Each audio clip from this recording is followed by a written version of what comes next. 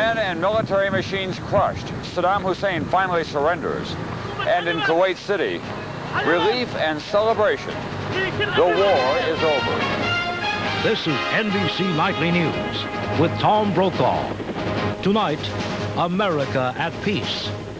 Reporting from Kuwait City, Tom Brokaw with Jane Pauley in New York. Good evening from Kuwait City. Well, now even Saddam Hussein gets it.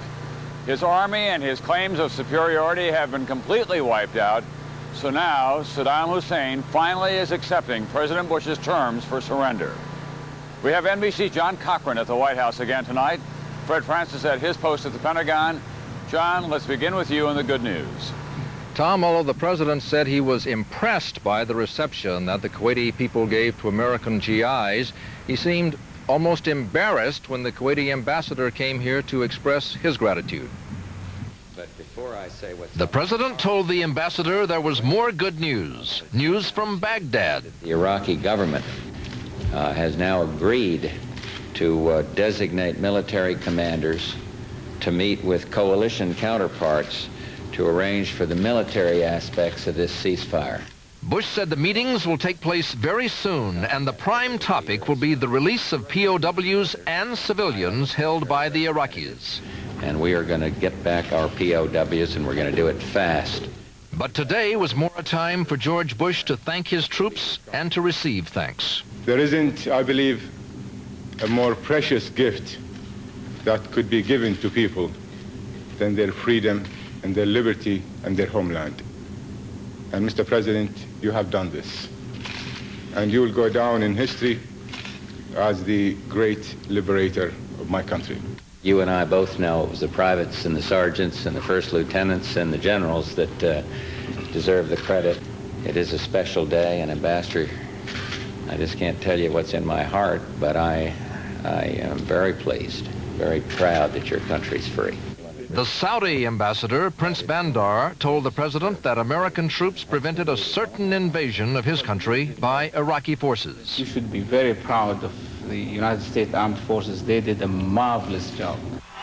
Mrs. Bush went to an army base to express her thanks to the living and the dead. You know, with all the joy and pride we feel today, we also feel a deep sorrow for those precious young men and women who won't come home. We will never forget them. A lot of emotions were evident at the White House today: sorrow, relief, pride, and a deep satisfaction at sticking it to Saddam. Tom? Thank you, John Cochran at the White House. Well, the president's triumph in the Persian Gulf has brought him soaring public support at home.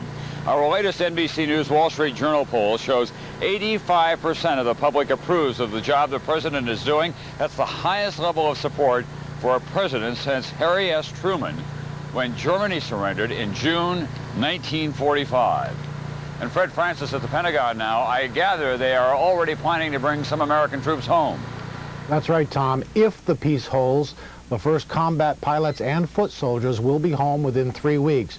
But it will take up to a year, according to Pentagon officials, to pull out all American forces. You've got a force in and around Kuwait providing security for Kuwait. And then you've got other forces that are safeguarding the U.S. troops that are doing that job. Pentagon sources say a security zone in southern Iraq will require at least a division of U.S. tanks and men, roughly 20,000 soldiers, for up to a year. Also, say Pentagon officials, at least 2 aircraft carrier battle groups will be required for regional security for up to 1 year. The USS Nimitz and the USS Forrestal will be sent to the Gulf region from the States to take up that duty. And finally, say officials, at least 72 tactical fighters will be staying somewhere on the Arabian Peninsula until 1992. But the first troops to come home will be the first ones to defend Saudi Arabia last August. The 18,000 men and women of the 82nd Airborne, soldiers from the 101st Airborne, and a tank unit from Fort Stewart, Georgia, the 24th Mechanized Division. It was that tank division which late yesterday fought the most important single battle of the ground campaign. The 24th, with attack helicopter support, destroyed more than 200 Iraqi tanks in one engagement west of Basra, Iraq. It will take 3 months, say officials, to repair, steam clean, and load all the other heavy tanks and combat equipment.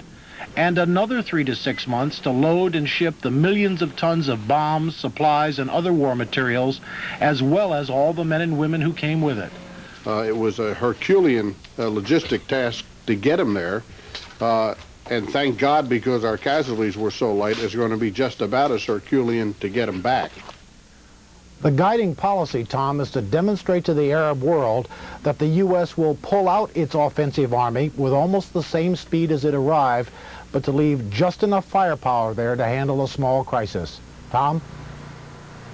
Thank you, Fred Francis. Well, here in Kuwait City, the end of the war brought feelings of relief and anger and celebration. Kuwaiti troops were the stars of the day as they staged a noisy, impromptu parade along Kuwait's waterfront. A short while later, U.S. Marines claimed the U.S. Embassy. They detonated landmines the Iraqis planted on their grounds and swept the building for booby traps.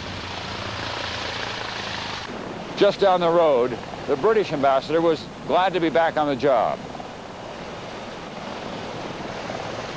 Kuwait City, however, remains a dangerous place. There's lots of unexploded ammunition. The Iraqis were dug in here all along the shoreline of Kuwait City, awaiting the amphibious landing that wasn't necessary, and they left in such a hurry. There are still cases of rocket grenades. Kuwaiti police rounded up this storeroom of weapons once the Iraqis fled as the ground war advanced. Some of the crates were marked "From the Jordan military," which will not help King Hussein's case with the West. These policemen were glad to reclaim their jobs, but they all had tales of abuse, torture, and kidnapping. This man lost his 15-year-old son to the Iraqis, a young resistance fighter. He showed me a scar where he said the Iraqi troops tried to burn an S for Saddam on his arm. I have my friends that killed them. They killed them in axe. You know the axe? With an axe? They killed your friends with an axe? The policeman produced an Iraqi soldier who had surrendered. He said he was a businessman who was pressed into service just 2 months ago. If I refused to come to here, me of Saddam Hussein is take my sister or my wife or my mother, I cannot say no. And what does he think of Saddam Hussein now? I want to him kill. There are fresh memories of the bad times for 7 months. A form of vigilante justice is setting in. A suspected collaborator was arrested and hauled off. Civilian guards questioned motorists, looking especially for Palestinian collaborators. On another corner, Kuwaitis burned an Iraqi flag, their final rejection of the idea of Kuwait as the 19th province of Saddam Hussein. But for the most part, the celebration brought scenes from times gone by. Rock and roll! American GIs as heroes. This baby was born during the crisis and has never been free until today.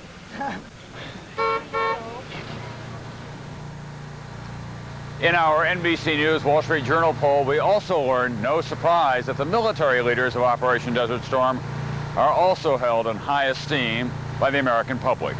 Joint Chiefs Chairman Colin Powell, General Norman Schwarzkopf, and Defense Secretary Dick Cheney, all at the same high level. In just a moment, when Nightly News continues, Jane Pauley in New York talking with Tom Aspel in Baghdad.